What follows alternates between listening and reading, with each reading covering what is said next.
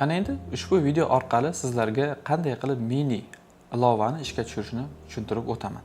Demak, buning uchun bizda bir qancha yo'llar bor. Ulardan birinchisi quyidagi platformaga o'tish tugmasini bosadigan bo'lsak, bizda yangi tugma paydo bo'ladi va mana shu yangi tugmani bosish orqali biz mini appni, ya'ni ilovani ishga tushirishimiz mumkin bo'ladi yoki bizda keyingi yo'l shunchaki mana bu platforma so'ziga bosadigan bo'lsak ham, ya'ni ko'k tugmaga bizda platforma ishga tushadi.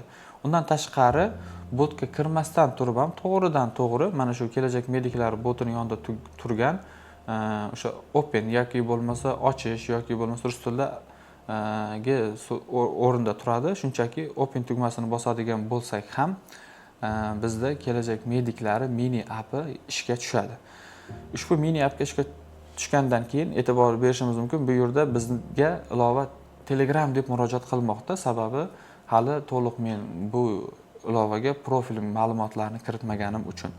Va bizda mini appimizda bosh sahifa, kurslar bo'limi, reyting, testlar va profilim bo'limlari mavjud bo'ladi.